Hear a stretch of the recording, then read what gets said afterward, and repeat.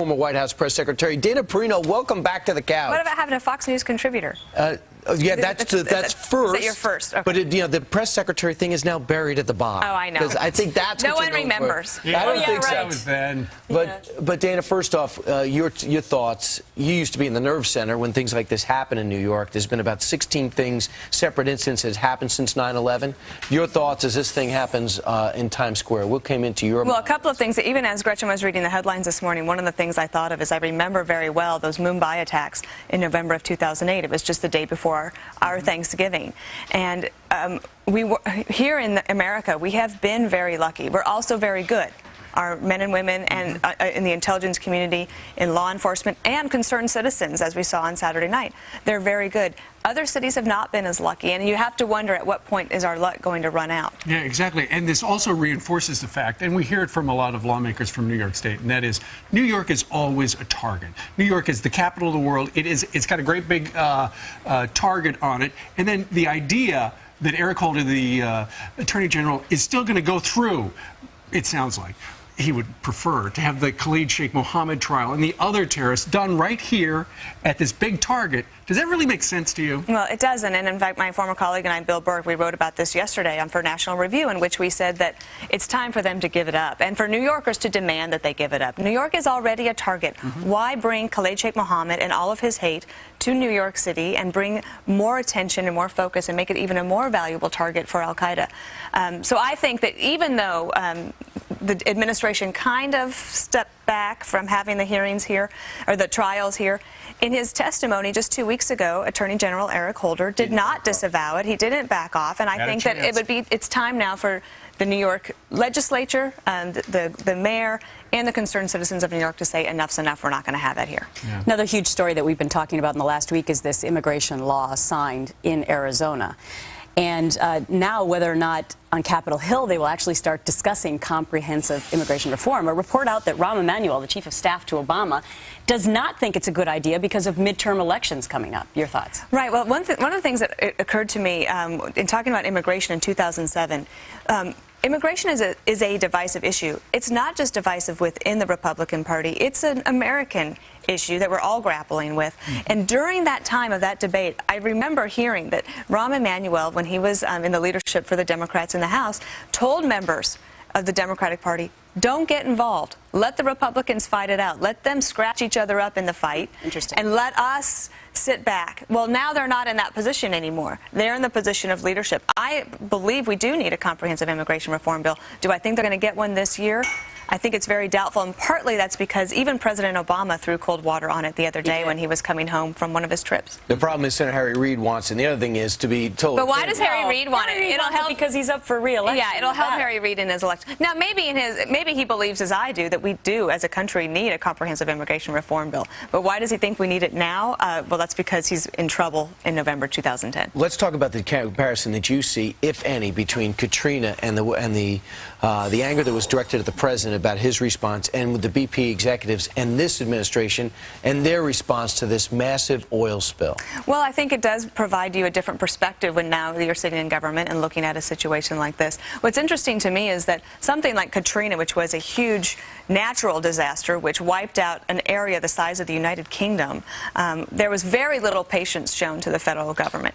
This, however, is an oil spill that was a man-caused disaster, and there's ultimate patience given to the Obama administration for their response. They had 11 days. They were in contact with BP executives, but they had 11 days. Here's the COO, Doug Suttles, of BP yesterday on Fox and Friends. Let's listen. Who's ultimately to blame here? Is it BP?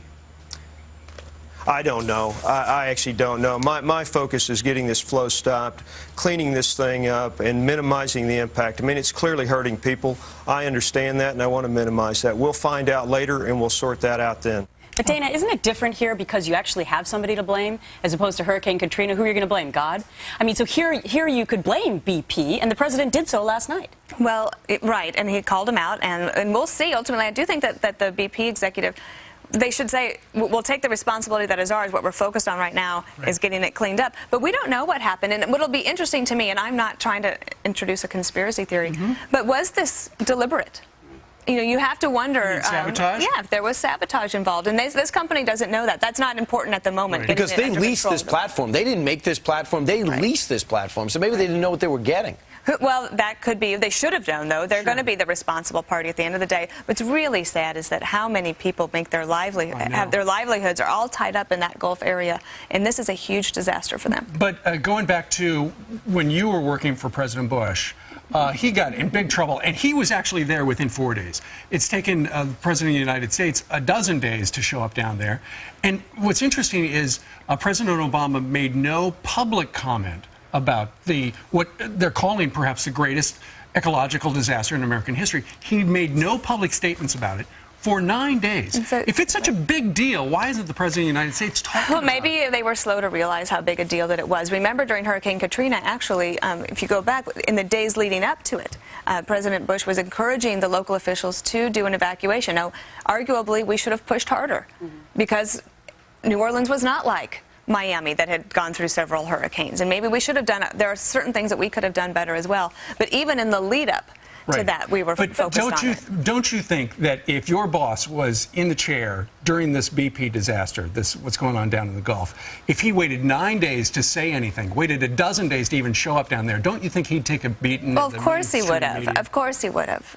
But, that's just the way it is. See, to me, Just the way it is. To me, what's really fascinating is what the political ramifications, though, are of drill, baby, drill right now. Yeah. Because almost immediately after this happened, or within a few days, then the Obama administration mentioned that now they're going to put everything on hold after they had just announced last month that they were actually going to open up offshore drilling. Yeah, and that's interesting, Gretchen, because what they announced was a much less ambitious program than the one that they inherited. So they really weren't even going that much farther. They announced a mission to explore. Right, and then the knee-jerk reaction of not just the administration, but also even Governor Charlie Crist. Look, we do have, ultimately, at the end of the day, very safe offshore oil drilling. Sure. People do it all over the world. This is a huge disaster, right, and it has to be taken care of. But what's our alternative is to get more oil from other places, like the Middle East or other power, places. or some other or Venezuela. Yeah. I mean, we should be trying to get more of our own energy here and harnessing it. Look how much is down there. Like if it was safe and we were able to harness it. All right, let's talk a little bit about what was going on at the Hilton down in Washington on Saturday night. Here is the President of the United States. It's one of the few times during the year where he is comedian-in-chief.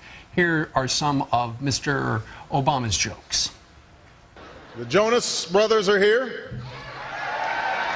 They're out there somewhere. Sasha and Malia are huge fans. But boys don't get any ideas. I have 2 words for you: predator drones. Speaking of tween heartthrobs, Scott Brown is here. Unfortunately, John McCain couldn't make it. Recently claimed that he had never identified himself as a maverick. And we all know what happens in Arizona when you don't have ID. Adios, amigos. Apparently, the guys from The Daily Show over at Comedy Central help write the jokes.